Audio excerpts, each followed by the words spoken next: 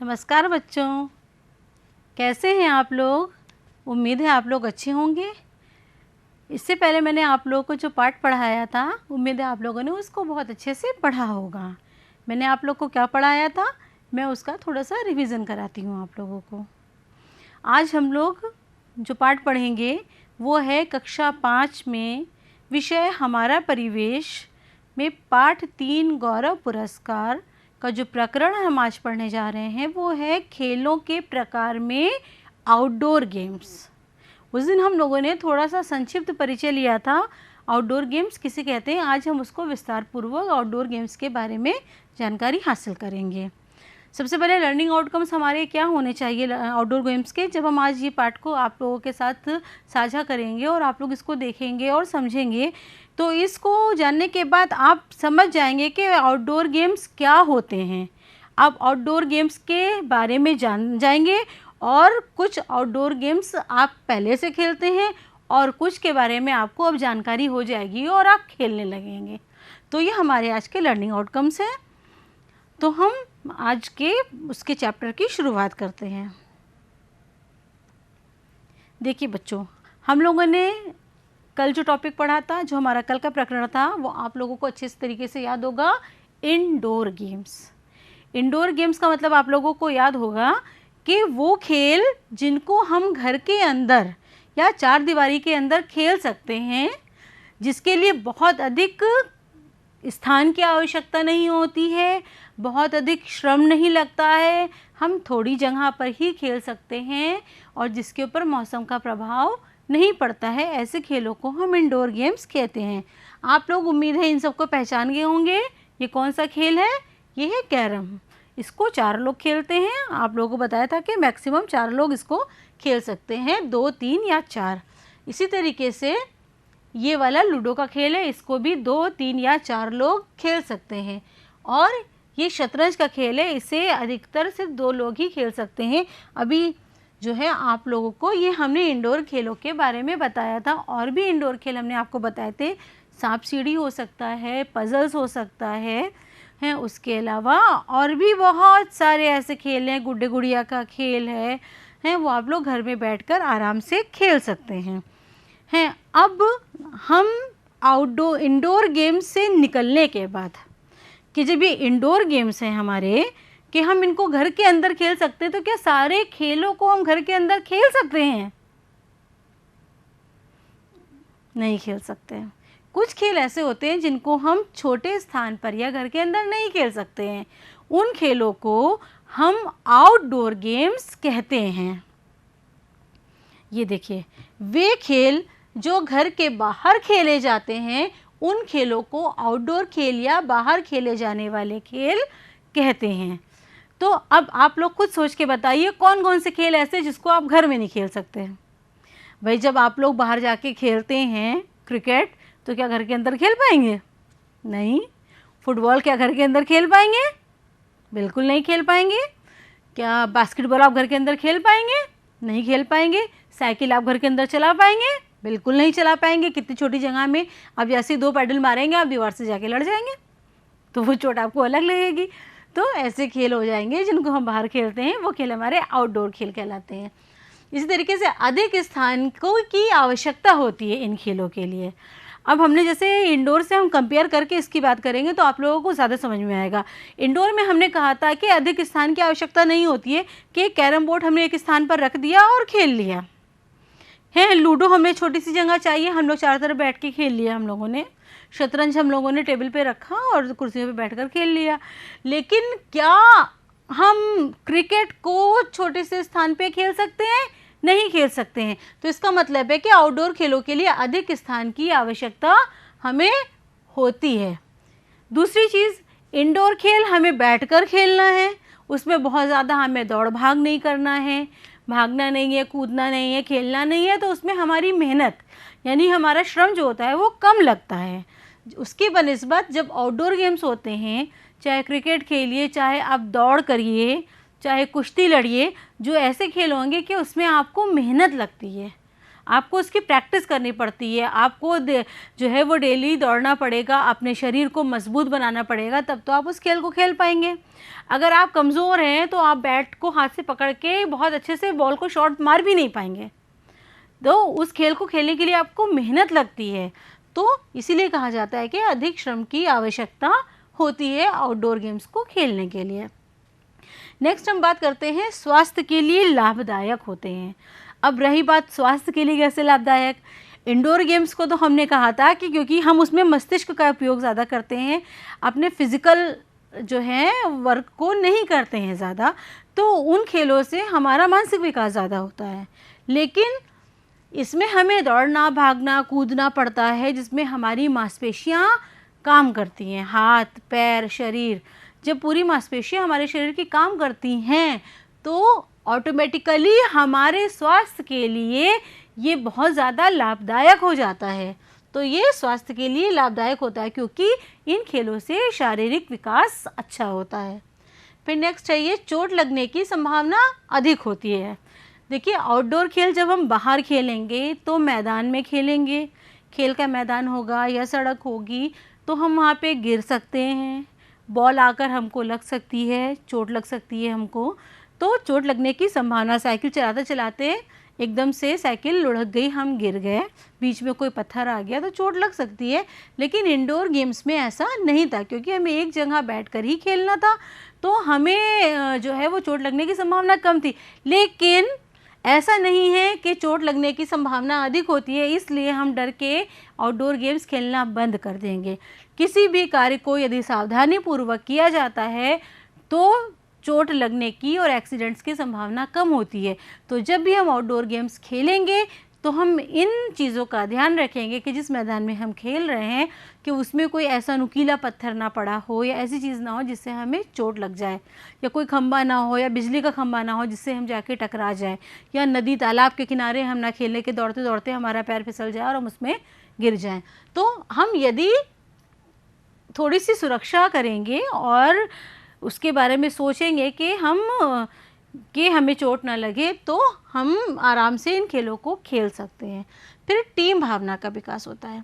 अभी तक कि हम लोगों ने देखिए इंडोर में कहा था कि 2 लोग या 4 लोग खेलते हैं और सब अपना अपना खेल खेलते हैं, उनकी टीम नहीं होती है कि हमारी तुम्हारी टीम हो गई और हमारी तुम्हारी टीम हो गई। उसमें एकल एकल खेलता है व्यक्ति, तो उसमें सिर्फ उसको अपनी जीत सोचती है कि हमें जीतना है, दूसरे को हराना है, हमें जीतना है, हमें पहला आना है। लेकिन आउटडोर गेम्स अधिकतर टीम में खेले जाते हैं, यानी टीम बनाकर, चाहे 5 लोगों की टीम हो, चाहे 6 लोगों की टीम हो, चाहे 11 लोगों की टीम है। अभी मैं आप लोगों को आगे इसके बारे में और डिटेल में बताऊंगी। तो टीम भावना का विकास होता है। जब हम इन खेलों को खेलते हैं तो हम सिर्फ अकेले अपने ऊपर ध्यान नहीं देते हैं कि मुझे जीतना है, हमारा ध्यान होता है कि हमारी टीम को जीतना है।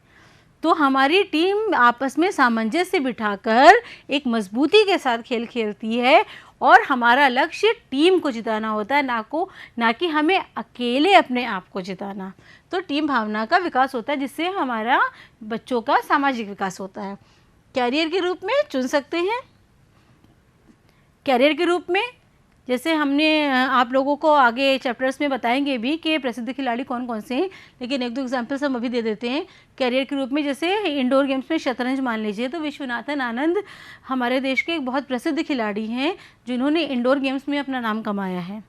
तो ऐसा नहीं है कि इंडोर गेम्स खेलने वाले अपना कैरियर नहीं बना सकते उस खेल में। तो इसी तरीके से आउटडोर गेम मान लीजिए क्रिकेट है, तो कितने सारे क्रिकेटर्स के नाम हमें मालूम है। सचिन तेंदुलकर हो गए, विराट कोहली हो गए, और उसके बाद मोहम्मद अजहरुद्दीन थे, सुनील गावस्कर थे, कपिल देव थे, कितने फेमस पुराने खिलाड़ी जिनका नाम आज भी है।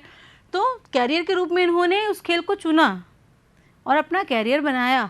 तो खाली इंडोर गेम्स और या खाली आउटडोर गेम्स में से हम किसी को छांट नहीं सकते, हम किसी भी गेम को अपना कैरियर के रूप में चुन सकते हैं। फिर मौसम का प्रभाव पड़ता है। जैसे हमने इंडोर में बताया था बच्चों आप लोगों को कि बाहर चाहे सर्दी हो रही हो, बहुत ज़्यादा कोहरा गिर रहा हो या बारिश हो रही हो, इंडोर में तो हमने अंदर कैरम रखा, लूडो रखा, सांप सीढ़ी रखी, पजल्स रखे, हम उनको बैठ के कर रहे हैं। हमारे पास कोई टेंशन ही नहीं, बाहर का मौसम जैसा भी हो, बहुत ज़्यादा गर्मी हो तो भी हम घर के अंदर बैठे हैं। लेकिन आउटडोर गेम्स खेलने के लिए क्योंकि हमें बाहर जाना पड़ता है, अगर बहुत ज़्यादा सर्दी है तो खेल प्रभावित होगा, बारिश हो गई तो खेल प्रभावित होगा, है बहुत ज़्यादा गर्मी पड़ रही है तो भी खेल प्रभावित होगा। तो उसके अकॉर्डिंग आउटडोर गेम्स के ऊपर मौसम का प्रभाव पड़ता है। जब हम लोगों ने बच्चों कंपैरिजन कर लिया तो उम्मीद है आप लोगों को ये चीज़ समझ में आ गई होगी कि आउटडोर गेम्स की क्या क्या विशेषताएं होती हैं। पहला, अधिक स्थान की आवश्यकता होती है। दूसरा, अधिक श्रम लगता है, स्वास्थ्य के लिए लाभदायक होता है। इसमें चोट लगने की संभावना अधिक होती है, लेकिन सावधानी के कारण चोट नहीं लग सकती है। टीम भावना का विकास होता है, जिससे सामाजिक विकास होता है बच्चों का। कैरियर के रूप में चुन सकते हैं हम, और मौसम का प्रभाव पड़ता है। बच्चों, अब हम आगे आते हैं। इसके आगे बढ़ने से पहले हम आप लोगों को एक कहानी सुनाना चाहेंगे, क्योंकि ये कहानी हमारे खेलों पर ही आधारित है, और ये कहानी आप लोगों को एक मोटिवेटर का काम करेगी, जिससे आपका खेलों के प्रति एक प्यार, एक विश्वास है और एक लगाव बढ़ेगा। तो ये कहानी है एक परिवार की। एक परिवार में 3 बच्चे होते हैं। एक लड़के का नाम होता है राम, दूसरे का नाम होता है श्याम, और उनकी एक बहन होती है, उसका नाम होता है माला। तीनों के उम्र में बहुत कम का अंतर होता है, यानी समझ लीजिए 1-1.5 साल 2 साल का अंतर होता है, ऐसे ही लगभग। और राम और श्याम तो जुड़वा होते हैं, और उनसे छोटी माला होती है। तो ये 3 भाई बहन जो होते हैं, मतलब ये तीनों घर में रहते हैं। वैसे तो तीनों एक ही परिवार में रहते हैं, उनको एक ही जैसा माहौल मिलता है, एक ही खाना मिलता है, वही उनके मम्मी पापा हैं, वो लोग उसी स्कूल में पढ़ते हैं तीनों। लेकिन उसके बावजूद, जैसा मैंने बताया कि प्रत्येक व्यक्ति की कुछ अपनी जन्मजात प्रवृत्ति होती है, और कुछ उनकी रुचि डेवलप होने पर डिपेंड करती है कि वो किस चीज़ में अपनी रुचि बना लेते हैं। तो राम जो था वो पढ़ाई करने का बहुत शौकीन था। उसको हर समय किताबें लेकर पढ़ता रहता था, और उसको इतना ज़्यादा पढ़ाई करने का शौक़ था कि वो खेलने के समय में भी खेलने नहीं जाता था बाहर, और वो सिर्फ पढ़ता ही रहता था। और ज़्यादा पढ़ाई करने की वजह से उसके क्या हुआ कि उसके मार्क्स बहुत अच्छे आते थे, एग्ज़ाम में वो फर्स्ट आता था। और लेकिन जब कभी खेल के मैदान में जाता था वो, तो उसमें वो जीत नहीं पाता था। ये हो गई पहली चीज़। अब बच्चों, ये बात सोचने वाली आपके लिए है कि वो पढ़ने में बहुत अच्छा था, बहुत ज़्यादा है, क्योंकि वो पढ़ता रहता था। खेल के समय में भी वो केवल पढ़ाई करता था खेलने की बजाय। तो मार्क्स तो बहुत अच्छे आए उसके, लेकिन वो खेल में नहीं आगे जीत पाता था। उसकी वजह क्या थी? क्योंकि उसने किसी एक चीज़ पर ध्यान दिया। जो दूसरा भाई था उसका, श्याम का पढ़ाई में ज़्यादा मन नहीं लगता था। पढ़ता था, पास हो जाता था, उसका कंसेप्ट भी क्लियर हो जाता था, लेकिन बहुत ज़्यादा मन नहीं लगता था। थोड़ी देर बैठता था, फिर उसका मन लगता था कि मैं बाहर जाऊँ, जाके खेलूँ। तो उसका खेल में मन ज़्यादा लगता था, वो खेलने में समय ज़्यादा बिताता था और पढ़ाई में समय कम देता था, हैं। और जो उनकी बहन थी माला क्या करती थी? अपने समय पर पढ़ाई करती थी और खेल के समय पर खेल खेलती थी, और साथ में अपनी मम्मी की भी मदद करती थी, अपने पापा के कार्य में भी मदद करती थी, स्कूल में अपने साथियों के साथ बहुत अच्छा व्यवहार रखती थी। मतलब वो कुल मिला के अपने समय का सदुपयोग करती थी। हर काम समय पर, जो समय जिस कार्य के लिए होता था वो उस समय पर वही कार्य करती थी, जबकि राम और श्याम में ऐसा नहीं था। राम पढ़ाई ज़्यादा करता था, श्याम खेल ज़्यादा खेलता था। अब अंतर हो गया, देखिए, तीनों भाई बहनों की क्वालिटीज़ में, कि इनकी रुचि उसमें, उनकी रुचि उसमें, उनकी रुचि उसमें। अब हुआ क्या, धीरे धीरे समय बीतता गया और वो बच्चे बड़े हो गए। जब वो बड़े हो गए तो बड़े होने के बाद हमको तो मालूम ही है इस बात को कि जब बच्चे बड़े होते हैं तो उनको अपना कैरियर बनाना होता है, अपनी आजीविका चलाने के लिए करना पड़ता है। तो बहुत शौक़ था तीनों को कि एक बड़े अधिकारी के रूप में कार्य करें। तीनों को शौक़ था, वो लोग चाहते थे, और उनके पापा की भी यही इच्छा थी कि हमारे जो बच्चे हैं वो एक बड़े अधिकारी के रूप में कार्य करें और ये अपनी आजीविका चलाएं और हमारे परिवार का नाम रोशन करें। तो हुआ क्या, जब राम ने एग्ज़ाम दिया आईपीएस के लिए, तो आपको मालूम है पुलिस सर्विसेज जो होती हैं, जो सबसे बड़ी पुलिस सर्विसेज मानी जाती हैं आईपीएस के लिए, तो उसने रिटन तो सारा क्वालिफाई कर लिया, क्योंकि सिर्फ रिटन था जो पढ़ाई से रिलेटेड था, उसने वो क्वालिफाई कर लिया। लेकिन आईपीएस के लिए जो शारीरिक आवश्यकताएं थी उसकी, कि उसकी बॉडी में कितना उसका चेस्ट होना चाहिए, कितनी उसकी लंबाई होनी चाहिए हैं, और उसकी मांसपेशियां कैसी होनी चाहिए, कितना वज़न होना चाहिए, उसमें वो पीछे रह गया। बच्चों आप खुद सोचिए उसका कारण क्या रहा होगा। उसका कारण सिर्फ यही रहा होगा कि उसने पढ़ाई पर ज़्यादा ध्यान दिया और खेल के समय में भी पढ़ता रहा और खेलों पर ध्यान नहीं दिया, जिससे उसके शारीरिक विकास में कमी आई और वो इतना पढ़ लिखने के बावजूद भी उस एग्ज़ाम को क्वालिफाई नहीं कर पाया। दूसरी बात आ गई हमारे श्याम की। श्याम ने भी एग्ज़ाम दिया। श्याम क्योंकि पढ़ाई से थोड़ा हटता था और बाहर खेलकूद ज़्यादा करता था, तो वो रिटर्न एग्ज़ाम ही नहीं क्वालिफाई कर पाया उसका, क्योंकि वो पढ़ाई से थोड़ा दूर रहता था, क्योंकि वो पढ़ाई के समय में भी खेलता था। तो क्योंकि जब वो खेलता ज़्यादा था तो उसका शरीर बड़ा बलशाली बन गया, मजबूत बन गया, लंबा चौड़ा, खूब हट्टा कट्टा सा, तंदुरुस्त सा बिल्कुल व्यक्ति बना। तो हालांकि वो फिजिकल में फिट था, लेकिन जब उसका रिटर्न नहीं क्वालिफाई हो सकता था क्योंकि वो पढ़ाई में पीछे रह गया, तो वो भी उस पोस्ट के लायक नहीं रहा, वो एक अधिकारी बनने के लायक उस समय वो नहीं हो पाया, क्योंकि उसका शरीर तो था लेकिन उसका मानसिक विकास उस तरीके से नहीं हो पाया था। तो जो एक उस पोस्ट के लिए, उस पद के लिए जो एग्ज़ाम्स होते हैं, जो इंटरव्यू होते हैं, वो उसमें कहीं से पीछे रह गया। रही बात माला की, जो उनकी बहन थी, माला ने भी एग्ज़ाम दिया और माला क्योंकि हर काम समय पर करती थी, खेल के समय खेल, पढ़ाई के समय पढ़ाई, खाने के समय खाना, समय से सोना, समय से जागना, समय से उठना, तो उसके कारण माला उसमें क्वालिफाई हो गई, पास हो गई और वो एक बड़े अधिकारी के रूप में कार्य करने लगी। बच्चों हमारा तात्पर्य यहाँ पे इस कहानी का सिर्फ ये है कि ना तो खाली पढ़ाई करना और ना तो खाली खेल खेलना हमको सफल व्यक्ति बनाता है। हम सफल व्यक्ति तभी बनते हैं जब हम खेलेंगे भी, कूदेंगे भी, पढ़ेंगे भी, लिखेंगे भी और अपने सारे काम समय पर करेंगे।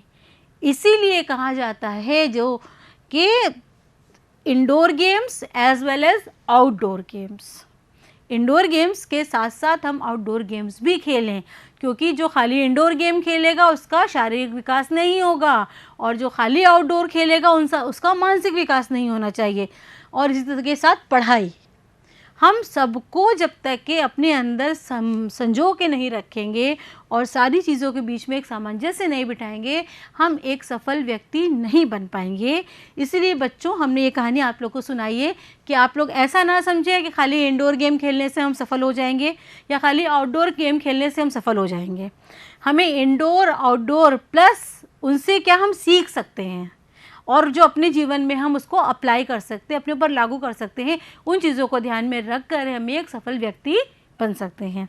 अब बच्चों उम्मीद है ये कहानी आप लोग को अच्छी लगी होगी और इसकी अच्छी बातों को आप लोग अपनाएंगे और अपने जीवन में रखेंगे। अब हम आगे बढ़ते हैं बच्चों, कुछ प्रमुख आउटडोर खेलों के बारे में। आप लोग को दिखाई दे रहा होगा आउटडोर खेल क्रिकेट है, hockey, badminton, football, basketball, volleyball, cycle racing और हॉर्स राइडिंग।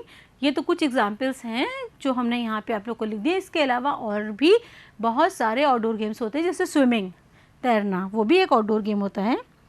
अब हम इन खेलों के बारे में थोड़ा सा विस्तार से चर्चा करते हैं बच्चों।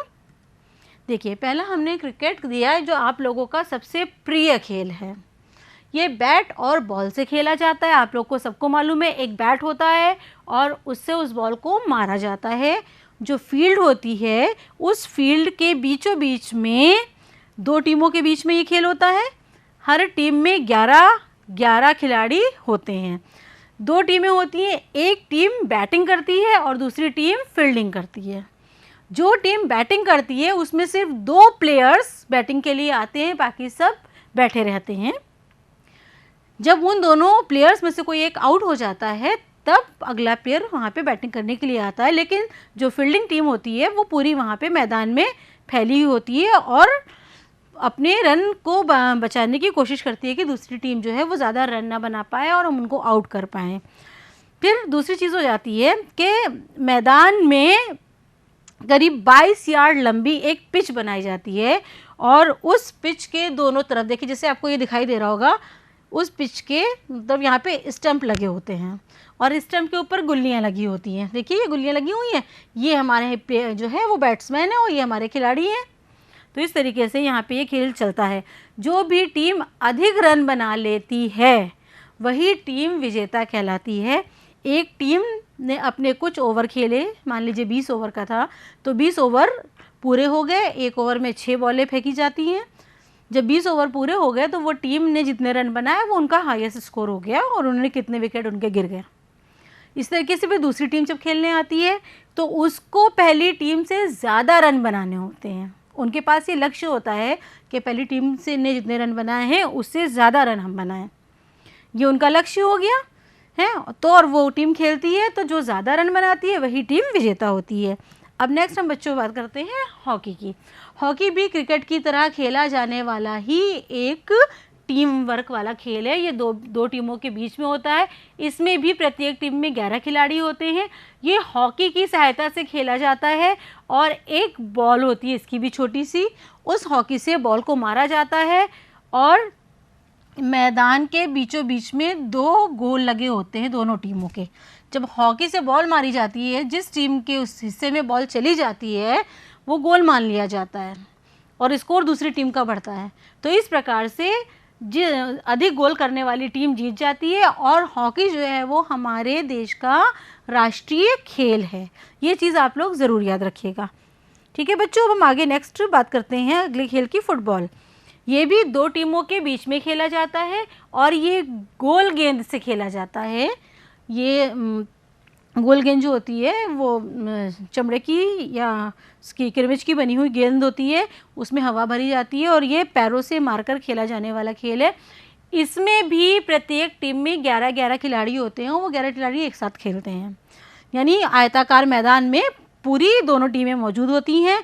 दोनों तरफ, जैसे भी हमने आपको बताया कि हॉकी में गोल होता है, इसमें भी दोनों तरफ गोल होता है और करने वाली टीम गोल करती है। जिसकी तरफ गोल ज़्यादा हो जाता है यानी बॉल पहुंच जाती है उसका गोल मान लिया जाता है और जो टीम ज़्यादा गोल करती है वो जीत जाती है। नेक्स्ट आ जाता है साइकिल रेसिंग। आप लोग जानते हैं कि साइकिल रेसिंग बच्चे जब बड़े होना शुरू होते हैं, 3 साल के, 4 साल के, 5 साल के, तभी से बचपन से उनको साइकिल चलाने का शौक़ आता है। तो वो तो अपने मज़े के लिए खेलते हैं, लेकिन साइकिल रेसिंग एक आउटडोर गेम भी है। अब उस साइकिल रेसिंग गेम में क्या होता है, ये एकल खेला जाता है, यानी अकेला व्यक्ति अपनी साइकिल लेकर रेस करेगा। उसमें एक निश्चित दूरी तय कर दी जाती है कि जैसे मान लीजिए यहाँ से यहाँ तक के 100 मीटर की दूरी है या 500 मीटर की दूरी है, ये साइकिल चलाने वाला। तो जो खिलाड़ी अधिक समय में जो खिलाड़ी कम समय में पहले अपने पॉइंट तक पहुँच जाता है वो विजेता कहलाता है। तो ये इसकी यानी कम समय में दूरी तय करने वाला ही विजयी होता है। नेक्स्ट हम बात करते हैं बास्केटबॉल। बास्केटबॉल का खेल भी 2 टीमों के बीच में खेला जाता है। इसमें प्रत्येक टीम में 5 खिलाड़ी होते हैं। अभी तक हमने बात की थी कि क्रिकेट में, हॉकी में और फुटबॉल में 11-11 खिलाड़ी होते हैं, लेकिन इसमें बास्केटबॉल में 5 खिलाड़ी होते हैं और इसकी जो वो होता है कोर्ट होता है वो होता है इस तरीके से आयताकार कोर्ट होता है और यहाँ पे लंबे लंबे से जो है वो 10 मीटर ऊंचाई पर खंबे होते हैं और उन खंबों के ऊपर ये देखिए इस तरीके से नेट लगी होती है। ये नेट लगी होती है और खेलने वाला प्लेयर इसमें बॉल फेंकता है। बॉल इसमें से होते हुए नीचे आ जाती है, यानी हमारा 1 पॉइंट स्कोर बढ़ गया। देखिए ये है ना, कोर्ट के दोनों तरफ खंबे के ऊपर जाली लगी होती है। जाली की परिधि 18 इंच होती है, ये परिधि जो 18 इंच होती है और 10 फीट ऊंचाई पर लगी होती है। अधिक गोल करने वाली टीम जो होती है वो ही जीतती है। नेक्स्ट है देखिए वॉलीबॉल। वॉलीबॉल का खेल भी 2 टीमों के बीच में ही खेला जाता है। देखिए प्रत्येक टीम में कितने खिलाड़ी होते हैं, 6। अभी हमने देखा बास्केटबॉल में होते हैं 5, लेकिन वॉलीबॉल में होते हैं 6। वॉलीबॉल हाथ से खेला जाने वाला खेल है। इसमें भी एक बॉल होती है और इसके कोर्ट के बीच में, जैसे आप लोगों ने देखा होगा कि बैडमिंटन होता है कि नेट लगा होता है, एक टीम इधर होती है और एक टीम उधर होती है। तो हाथों को ऐसे मुक्के की तरह बनाया जाता है और मुक्के की तरह बनाने के बाद ऐसे बॉल को फेंका जाता है दूसरी दूसरी टीम वाले जो होते हैं वो फिर हाथ से ही दूसरी तरफ उछालते हैं। अगर बॉल ज़मीन पर गिर गई तो स्कोर बन जाता है। देखिए बॉल से खेला जाता है, बॉल ज़मीन पर गिरने पर ही स्कोर बनता है। तो आप लोगों को ये गेम समझ में आ गया होगा कि 5 खिलाड़ी इधर, 6 खिलाड़ी इधर, 6 खिलाड़ी उधर, इधर वाले उधर फेंकते हैं और उधर वाले इधर फेंकते हैं हाथ से, और तभी हमारा खेल हो जाता है। Next badminton. बैडमिंटन से आप सभी परिचित हैं, आप लोग अपने अपने स्कूलों में बैडमिंटन खेलते हैं कि बीच में एक नेट लगा होता है, उधर भी एक टीम, उधर टीम, यानी दो दो लोग भी खेल सकते हैं या अकेले अकेले भी खेला जा सकता है, और उसको शटल कॉक से खेला जाता है। देखिए ये शटल कॉक बनी हुई है और ये बैडमिंटन है। कॉक के ज़मीन पर गिरने पर ही स्कोर बनता है। जब कॉक ज़मीन पर गिर जाती है तो अगले का स्कोर बन जाता है, और जब स्कोर बन जाता है तो वही जीतता है जिसके अधिक स्कोर होता है। ये टाइमिंग से फिक्स होता है कि 15 मिनट की या 10 मिनट की टाइमिंग में आपने कितना स्कोर बना लिया, वो विजेता होता है। इसको इंटरवल्स के हिसाब से खेला जाता है, 2 या 3 इंटरवल्स। बच्चों नेक्स्ट अब हम आ जाते हैं, अभी तक हमने जो पढ़ाया थोड़ा सा उसको रिवाइज करते हैं। उम्मीद है आप लोगों को आउटडोर गेम समझ में आ गए होंगे कि आउटडोर गेम्स बाहर खेले जाने वाले खेल हैं जिनमें अधिक स्थान की आवश्यकता होती है, जिनमें अधिक मेहनत लगती है, जिनमें जो है हमारा स्वास्थ्य क्या होता है, मजबूत बनता है। उसके अलावा क्या होता है, मौसम का प्रभाव उनके ऊपर पड़ता है। आपने अक्सर देखा होगा टीवी के ऊपर कि जब क्रिकेट का मैच होता है यदि बारिश हो जाती है तो मैच को रोक दिया जाता है, क्योंकि गीले में कैसे खेला जाएगा। जब आपकी पिच गीली हो जाएगी, आपके मैदान में पानी आ जाएगा तो आप उस खेल को नहीं खेल पाएंगे। तो इसी तरीके से वो सब प्रभाव पड़ता है। फिर हमने जब खेलों की बात की तो क्रिकेट की बात की हमने, जब क्रिकेट की बात की हमने तो उसमें 11-11 खिलाड़ी, ठीक है। उसके बाद फिर हमने बात की किसकी, हॉकी की, उसमें भी 11-11 खिलाड़ी होते हैं। फिर हमने बात की थी फुटबॉल की, उसमें भी 11-11 खिलाड़ी होते हैं। नेक्स्ट हमने बात की थी बच्चों साइकिल रेसिंग की। तो साइकिल रेसिंग अकेले अकेले खेला जाने वाला खेल होता है। साइकिल रेसिंग के बाद फिर हमने आपके साथ ने जो बात की थी वो कौन सा खेल था, जिसमें जाली के अंदर फेंकी जाती है, बास्केटबॉल। बास्केटबॉल में 5-5 खिलाड़ी होते हैं और वॉलीबॉल में 6 खिलाड़ी होते हैं। बस एक अभ्यास ही आप लोगों को करनी है। देखिए ये कौन सा खेल है, इसको उससे मिलाना है। किससे खेला जाने वाला खेल है, ये सब जान गए होंगे, हॉकी। ये देखिए ये क्या चला रहा है, साइकिल, तो ये साइकिल रेस है। और ये क्या होगी, बैडमिंटन। तो बच्चों आप लोग उम्मीद है कि खेलों को पहचान गए होंगे अच्छे से, और पहचान कर आप इनको पढ़ेंगे। अब आप लोगों का ये गृह कार्य है कि आप अपनी पसंद के किसी एक आउटडोर खेल के बारे में 5 पंक्तियाँ लिखेंगे। कोई भी आउटडोर खेल जो आपको पसंद है, आप खेलते हैं, उसके बारे में 5 पंक्तियाँ अपने बड़ों की मदद से या आपको जो समझ में आ रहा है वो लिखेंगे और बड़ों को दिखाएंगे। फिर हम अगले पार्ट में फिर आपको अगले उसमें मिलेंगे कुछ नया प्रकरण पढ़ाने के लिए। तब तक कि आप इसको अच्छे से पढ़िएगा, याद कीजिएगा, और याद करने के बाद अपने जीवन में उन सबको अप्लाई करने की कोशिश कीजिएगा।